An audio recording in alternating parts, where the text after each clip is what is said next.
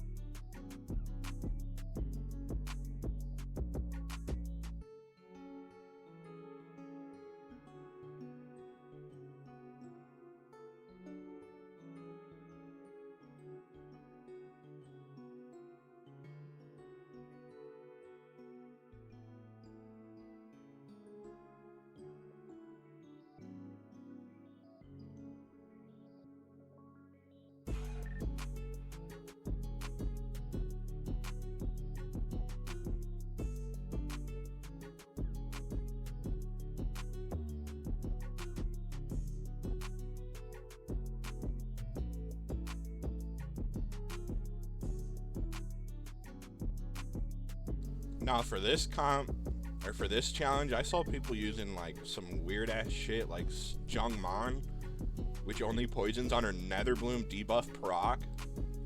You don't want to use Jungman, you want to use units that actually poison AoE. I didn't think this would actually be hard to figure out, but I've seen Reddit posts and whatnot, and it's kind of, I'm like, how do you play the game? Respectfully, of course.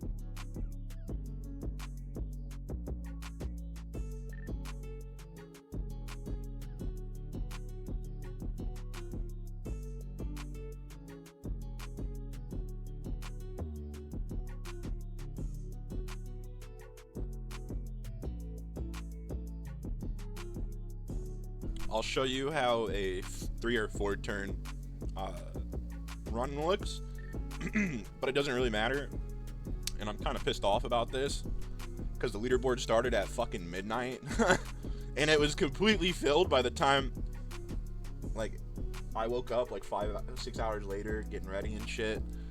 The shit was completely filled up. There's only 100 spots, so in reality, 3 or 4 turns doesn't matter. But it's still cool to do, and it's the fastest way to get your tickets over with, because look at these tickets that I still have to do. So I just basically do it this way. I mean, I'm sure there's other ways to do it, but I'm just going to show you the 3 or 4 turn way. Obviously, this will require Juan Pin R2, and there's other comps that don't require Juan Pin R2, but since we're using Juan Pin's cannon or her S2 ability, it pushes her teammates to 100% AP, and her R2 will remove the ability that it has. It stuns your ally after you push them to 100% AP, which is pretty stupid, but her R2 fixes this. And we have her on Astral set here because we're going to use her cannon ability, and it inflicts death down on everybody. Now, we didn't hit death down for everybody, so we're not going to get 3 or 4 turns, but imagine we hit death down on these 2 goobers right here. Hit them with that. Ashley has Calamity buff, or Calamity set, sorry, and she still has a Rainbow Bridge buff, so it's going to apply extra Calamity damage on Mingshou's S3 that we're going to do right here, and we're going to show you we're at 4 turns. Bada bing. Okay, so that's the 4th turn. Now imagine the leaderboard didn't start at midnight and it started at like a reset, where things should start at reset every day. And there wasn't only 100 spots. You could use this guide to get there, but this is what I'm using to do my tickets in the first place anyways. Sorry for making that rambly, but and I didn't show you the sets, but here's the sets. Everybody's on Thunder, besides for Ashley. She's on Calamity. Calamity and Thunder have the same speed. It's all pre-made equipment, unfortunately, but Calamity and Thunder have the same speed, and the way that Calamity works is that if enemies have debuffs, it increases the damage up to a certain amount. And Rainbow Bridge on Ashley's passive inflicts true damage, and Calamity works on her Rainbow Bridge buff, so it's an extra layer of damage. People are using Ethan R2 or Ethan comps, and I was like the first one that I saw. I went through the leaderboard. It's completely filled out, like I said 3 times already. 100 slots already filled out, so you can't rank. But I didn't really see anyone use Ashley at all, so I was like, I wonder if Ashley's possible to use here. Obviously, it's a high maintenance comp. You need Zhuanpin R2 and Ming Shu. Ming Shou. Hopefully you guys are farming Ming Shou, because he's shaping up to be pretty useful in some content.